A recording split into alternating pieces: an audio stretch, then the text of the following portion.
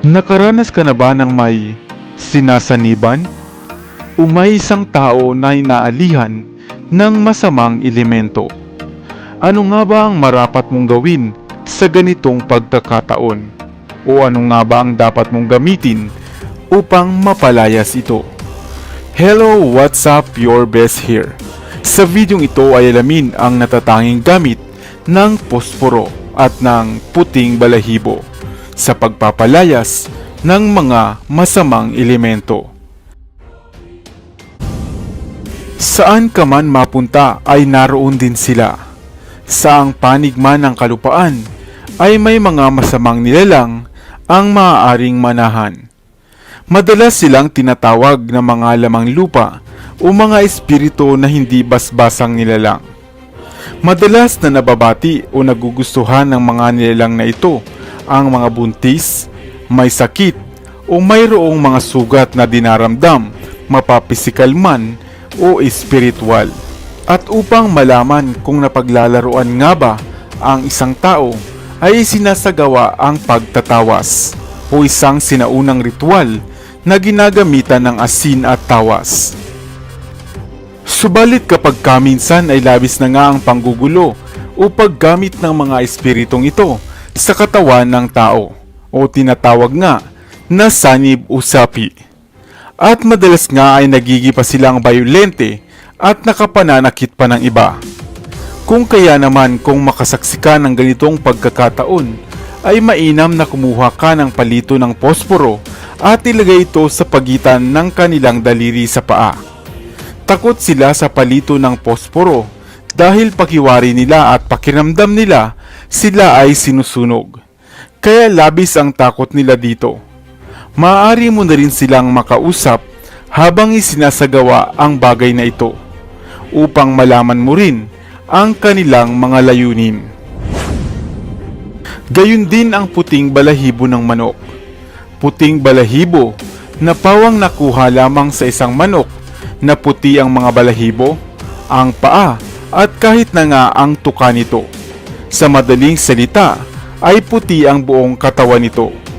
Maaari rin itong ilagay sa pagitan ng paa sa daliri ng sinasapian upang mapalayas na ang masamang espiritu na nagpapahirap dito.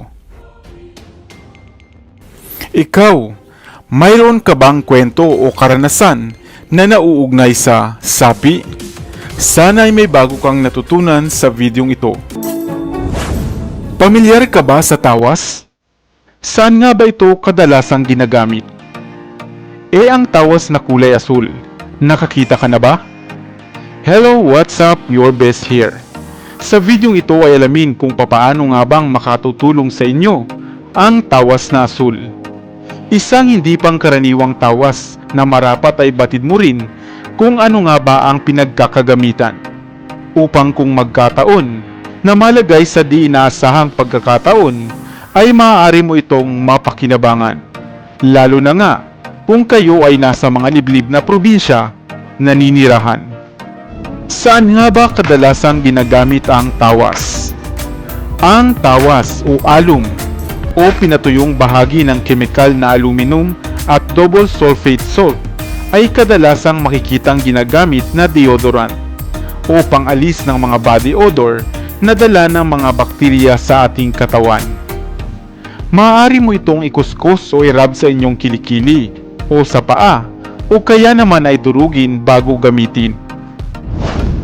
Subalit mayroon din palang isang uri ng tawas at ito ay ang asul na tawas o blue alum.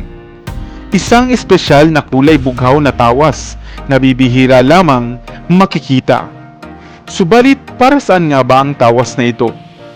Ang blue alum o asul na tawas ay karaniwang ginagamit na pangontra sa mga kulam, barang o mga usog.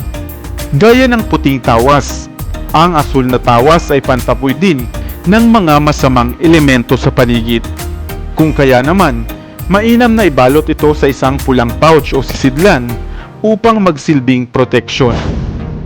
At isa rin ang blue alum sa pinakamabisang lunas sa mga nalason o ang tinatawag na hilo sa ibang probinsya. Lalo na nga kung kayo ay mahilig dumayo sa mga kapiestahan at gayon din naman sa mga nabasagan ng palipadhangin. Ang mga taong tinatamaan ng hilo ay madalas makadarama ng pananakit ng tiyan, pangingitim ng mga kuko, at ang pakiramdam na animo kayo ay naupos na kandila.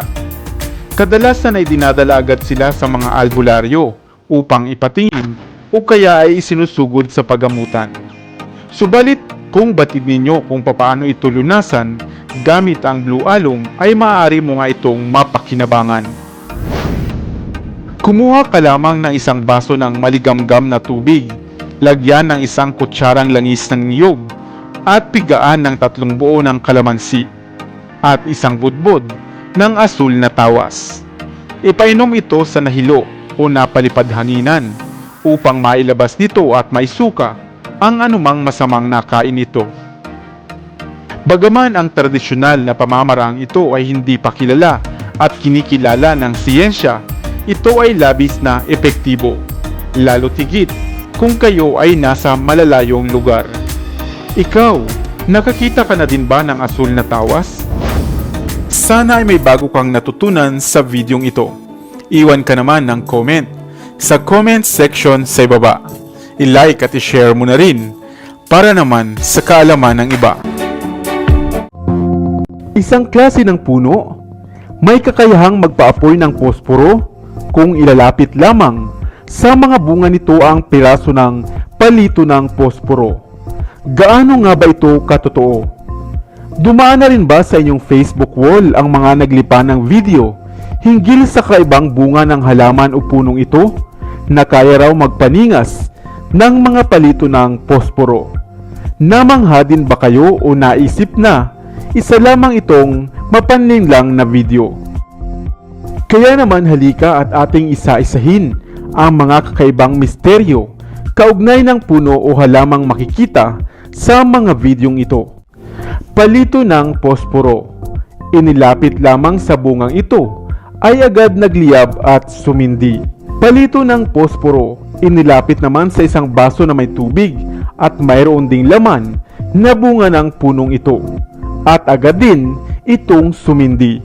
Isa pa rin kaya itong trickery o may natatagong sekreto sa likod ng mga videong ito? Ito pala ang halaman o puno na kung tawagin ay white biba tree o Senicarpus anacardium. Pangkaraniwang puno na native sa India at bahagi ng Himalayas. Kilala rin ito sa mga katawagang marking nut o oriental cashew sapagkat gaya ng kasoy ay nakalitaw din ang pinakanat o buto nito. May mga nagsasabi na makakain din daw ang accessory fruit nito, gayon din naman ang lamang buto kapag naiproseso ng tama. Ngunit ang espesyal sa bunga ng punong ito, na biba tree, ay ang pagsisindi ng palito ng posporo na malapit dito. Maraming nagsasabi na ito ay pawang kalokohan lamang at maaaring pinaglalaroan lamang ang ating mga paningin.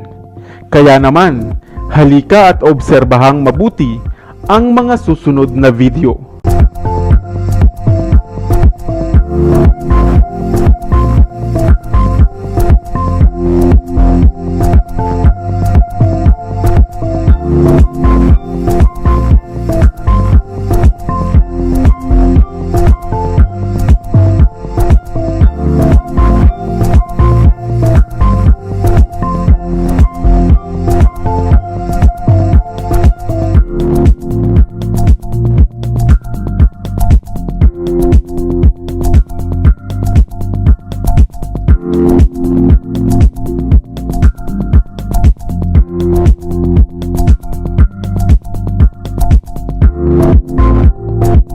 Isa nga lamang kayang magic ang nasa mga video o may kakaibang chemical reaction na maaaring tumutulong sa posporo upang magliyab.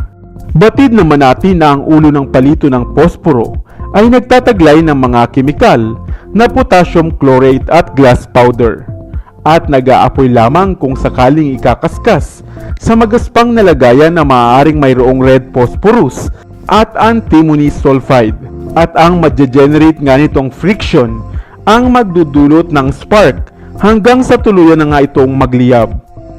Ayon nga sa pananaliksik, ang puno raw ng Biba tree ay maaaring maihalin tulad sa burning bush na may kakayahang maglabas ng kakaibang oils o langis na siyang mabilis umakit sa apoy, lalo na nga sa mga mainit na panahon. Gayon din pala ang Biba tree na nagtataglay ng mga volatile oils o mga kemikal na kung tawagin ay isoprene na sadyang malakas mangakit ng apoy.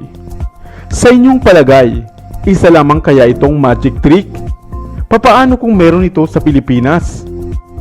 Sana ay may bago kang natutunan sa videong ito. Iwan ka naman ng comment sa comment section sa ibaba. I-like at i-share mo na rin para naman sa kaalaman ng iba.